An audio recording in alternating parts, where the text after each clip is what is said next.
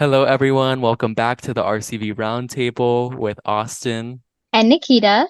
Thank you, everybody, so much again for tuning into our last episode about Alaska and its history with ranked choice voting with the amazing Jason Gren, who gave us valuable wisdom into the fight for RCV. In the last two episodes, we discussed states that have successfully implemented ranked choice voting, but today we'll be focusing on a state who is still in its journey of getting ranked choice voting onto the ballot, aka Ohio. Ranked choice voting is actually not a fresh idea in Ohio at all, despite what some people may believe. As a part of its reform initiatives, Ohio cities were actually some of the first in the country to adopt single transferable vote, STV, which is RCV's proportional multi-winner variant. And between 1913 until 1961, this system was used in Cleveland, Ashtabula, Toledo, Hamilton, and Cincinnati. Ranked choice voting was expanded to many Ohio cities with the support of good governance organizations like League of Women Voters. The success of ranked choice voting actually increased the diversity of ideologies, which improved the accuracy of representation for women and many people of color. Ted Berry, for instance, was on his way to become Cincinnati's first Black mayor when he was elected to the city council. However, this infuriated dishonest politicians who were allied with hate groups like the KKK and ultimately led to the repeal of ranked choice voting. However, the movement to reinstate ranked choice voting is currently in full swing, but due to the ballot initiatives such as State Issue 1, this and other movements like it may never get the chance to appear on the ballot. This proposal aims to make it more challenging to modify the state constitution through subsequent ballot initiatives. Right now, only a simple majority is required for ballot proposals in Ohio to pass. The required majority would then, if this were to be successful, rise to 60%. Additionally, this measure would also put stricter guidelines on the collection of signatures for ballot initiative campaigns. As of right now, campaigns must collect signatures from 44 of Ohio's 88 counties to match 5% of the votes voted for governor. If issue one were to succeed, campaigners would need to collect the same proportion of signatures, but now from each of the 88 counties in order to be placed on the ballot. One Person, One Vote, a nonpartisan coalition, has filed a lawsuit against Issue 1 in May, claiming that the language used in the ballot did not accurately describe the new number of electors' signatures that would be needed from each county, state, and did not state what the law currently is or include the full text of the proposed amendment. And the Ohio Supreme Court agreed with One Person, One Vote on a number of points in June and ordered the Ohio Ballot Board to rename the ballot title and correct the language describing the proposed modifications to the signature gathering procedure without using the word any in reference to constitutional amendments. The vote on this very important ballot initiative is August 8th, 2023, which will be one day after we release this podcast. So even though we know that this is an off year, off month election, it is so important that every Ohioan go out there and make your voices heard. Go vote, vote, vote. To do a full deep dive into the interworkings of campaigning for ranked choice voting in Ohio, as well as the consequences of this upcoming special election, we have a very special guest here with us today, Kyle Herman. Kyle is the executive director of Rank the Vote Ohio, a nonpartisan nonprofit working to reform Ohio's voting system towards ranked choice voting. He's also previously managed pro-democracy programs in Lebanon and Iraq for the National Democratic Institute for International Affairs, staffed President Obama's administration as a writer in the White House Correspondence Office, and so much more. We are so honored to have you here today. Thank you so much for joining us. Thank you for having me. Yeah, thank you so much for joining us. So I'm just going to start this interview off by just getting to know some of your history and your background with RCV. And I just wanted to know, what were some key factors that really motivated you to become involved with the ranked choice voting movement in Ohio? So I moved to DC in 2015 looking for a foreign policy job and ended up taking an unpaid internship on the House Foreign Affairs Committee, just trying to get my foot in the door. And I saw how dysfunctional Congress was at the time, and it still is. But that's also around the same time there was this Harvard law professor, Lawrence Lessig, who launched this long shot campaign called Fix Democracy First that was focused on pro-democracy reforms with a special focus on ranked choice voting. And being an intern on the Hill, I saw how ranked choice voting could solve so many of the problems that we have, because it could change the whole incentive structure, which is currently forcing politicians to appeal to the extremists in the bases of their parties in order to win primaries, and discouraging them from working across the aisle or trying to find common ground. And so ranked choice voting, by requiring a majority to win, would actually force politicians to serve a majority of the people instead of the extremists in their own party. That seems to kind of be a common theme with a lot of the organizers and politicians that we've been interviewing, is that like they kind of get to work a little bit within the system, and then they realize how much improvement ranked choice voting can implement with like the structure, exactly like you said, the incentive structure for politicians to get elected. So I guess that leads us to our next question of, as ranked choice voting gains popularity across the country, what unique challenges do you foresee for implementation of this system, specifically within Ohio, and what strategies are being used in order to get RCV passed So statewide? our biggest work right now is on public education, because most people just don't know that there is a better way to vote with ranked choice voting. And most Ohioans don't understand that the reason we have so much polarization and dysfunction is because our system limits our choices, and it doesn't require a majority to win. So if more than two candidates run, someone can win with 30 or 40% of the vote. And other states like Maine and Alaska have figured out that you can have the instant runoff process to achieve majority rule. And so it's about educating as many Ohioans as possible, but also bringing them in to support us, because in Ohio, we have a constitutional amendment process that we could use to achieve ranked choice voting. But in order to get there, we need 414,000 valid signatures to move a ballot initiative forward. So it's a very challenging process, and there are efforts in Ohio to try to make it even harder, but that would be the most likely path to ranked choice voting in Ohio. And I just want to also follow up with talking about those educational efforts. I know Rank the Vote Ohio has a lot of youth interns this summer, regional grassroots interns. And so I wanted to know, like, what role have the youth played in these outreach and educational efforts in Ohio? Our interns have been extremely helpful.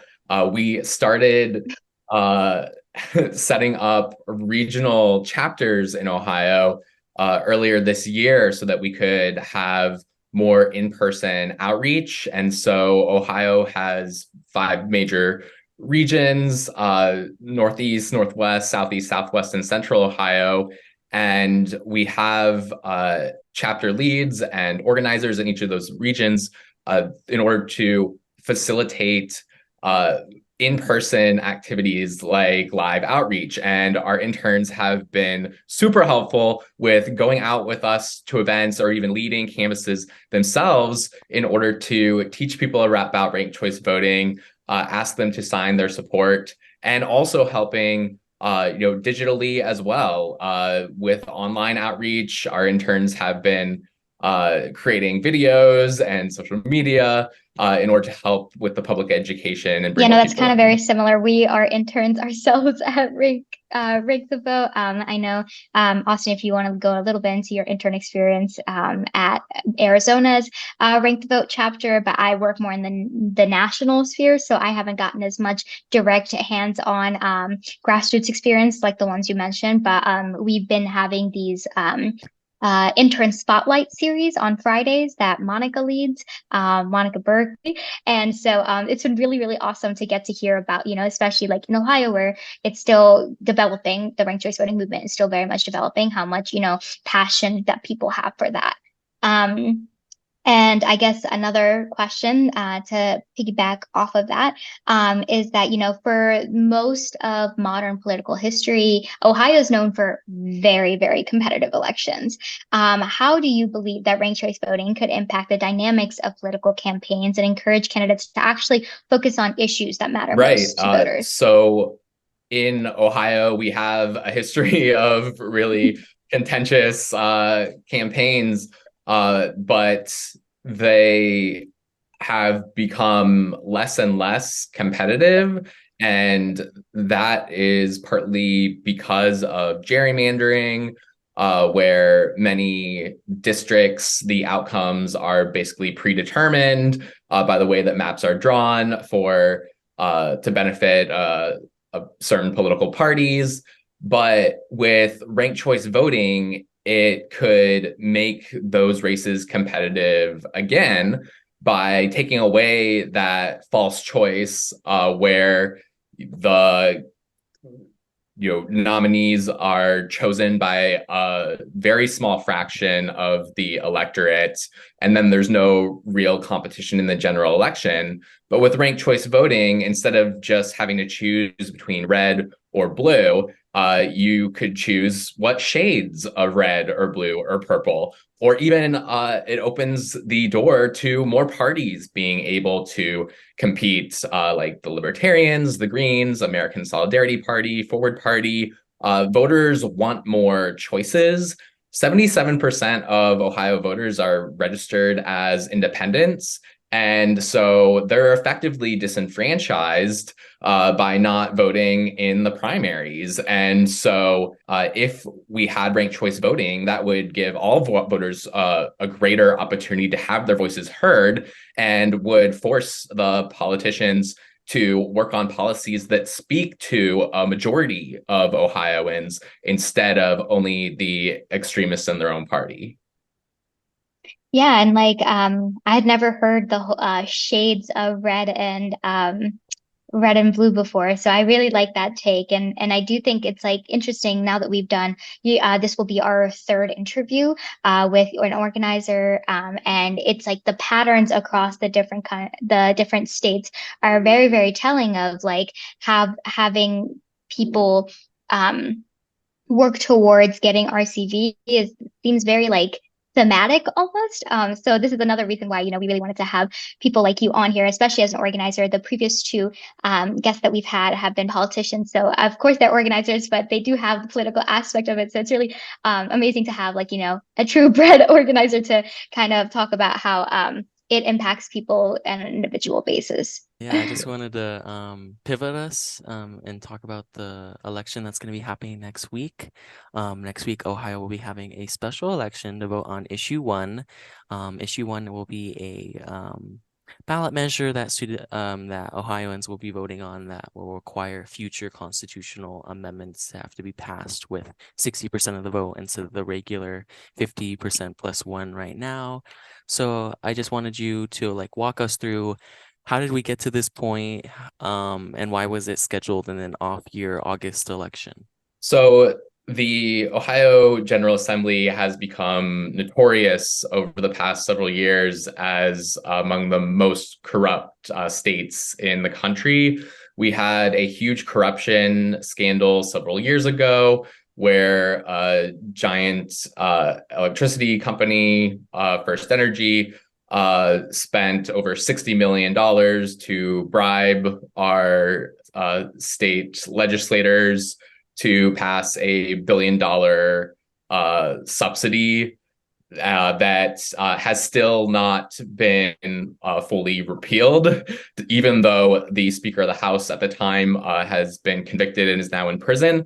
And so we Ohioans see this as a power grab by the General Assembly to shield themselves from accountability by taking away one of the only tools that we as voters have to hold them accountable, which is the ballot initiative process.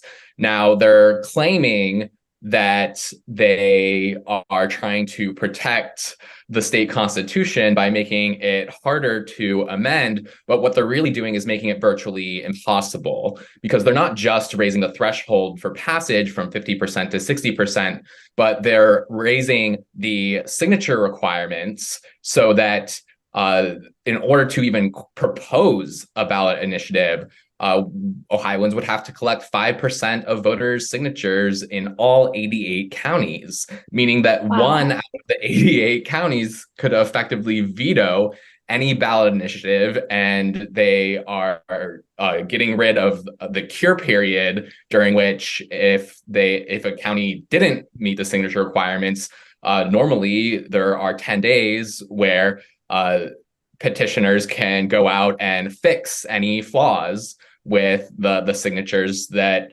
supposedly don't match what are on record. And so combined, this the conservative Republicans in Ohio are saying that this would basically take away Ohioans' right to do ballot initiatives at all. And there is an initiated statute process in Ohio where we could pass laws via ballot initiative instead of going through amending the Constitution. But the problem with that is that there's no protection for initiated statutes. Other states have things like 5-year period where a legislator can't touch an initiated statute after it's been passed by a referendum of the people.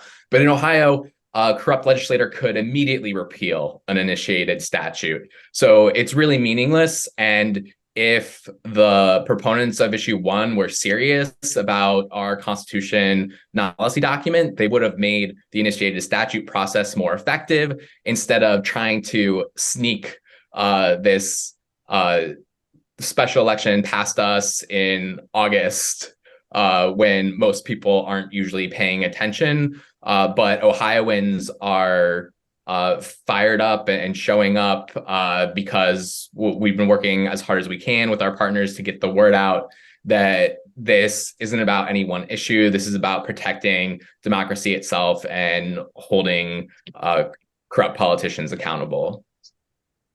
Yeah, when talking to some voters, as well as just some people who aren't maybe Ohioans, a lot of people don't really know that there's even a special election happening and like the gravity of the situation. So kind of going off of that, like how do you think issue 1 could impact the future of the ranked choice voting movement in Ohio, as well as other political movements in Ohio? I know that abortion is a huge topic that is being discussed with regards to this constitutional amendment and how these rights could be affected. So what's your take on that? So one of the reasons that the politicians who put issue 1 on the ballot are trying to move the goalposts on citizen initiatives now is because they're trying to preempt a vote that we are going to have in November on reproductive rights. And so they are trying to rush this through to change the threshold for passage from 50 to 60%. But the other changes that they're making to the ballot initiative proposal process itself would effectively kill any future ballot initiatives, including for ranked choice voting. And so we know that there is bipartisan support currently within the Ohio General Assembly for ranked choice voting. But the problem is that if some of those politicians were to publicly support ranked choice voting, then they would likely be primaried and kicked out of their parties for supporting a pro-democracy reform. And so we are relying on the ballot initiative process in order to hold politicians accountable by passing a more free and fair election system with ranked choice voting, because politicians can't be trusted to regulate themselves.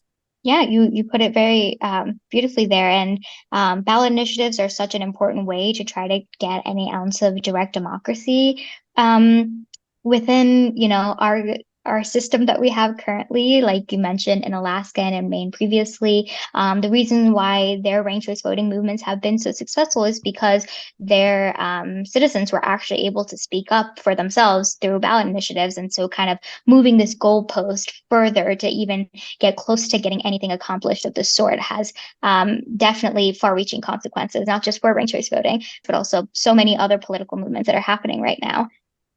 Yeah, and Um, in Arizona we face those similar like anti direct democracy measures. Um, we're gonna be voting on whether or not you have to have 10% of your signature, or like 10%, you have to have signatures from 10% of registered voters in every legislative district.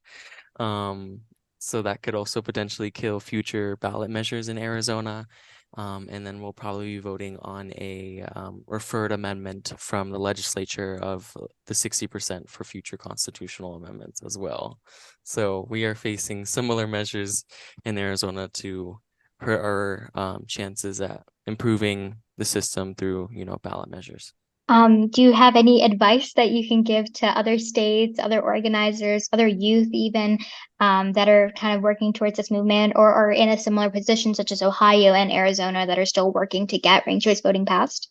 Yeah, we need to help each other across the country when these anti-democracy attacks are coming to spread the word.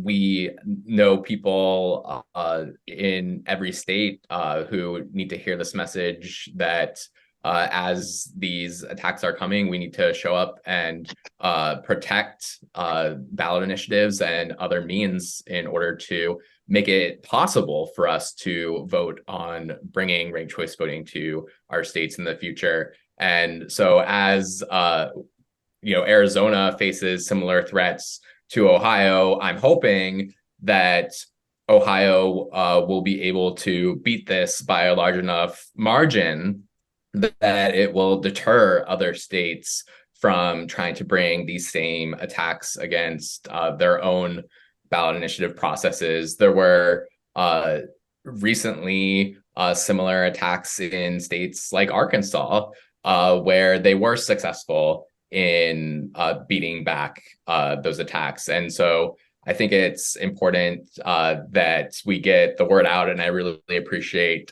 you having me on here to talk about it so that we can understand that democracy in the United States isn't about just what happens within each of the individual states. It really affects each other because the way that we elect our representatives in Ohio affects the National Congress and affects the whole country. And so that's why it's so important that the more states that pass ranked choice voting, the more likely we'll be able to solve the dysfunction and polarization at the national level. Yeah, that's kind of one of the main reasons why we even started this podcast is because, we wanted to share the stories of people from different states so that they could actually learn from each other. Since this is such like a grassroots effort, like you said, even if like Ohio's system changes a little bit because of the political climate of the United States, that could impact the entire country. And so that whole notion of working together and sharing these stories and experiences hopefully gets the word out to people, gets people excited. And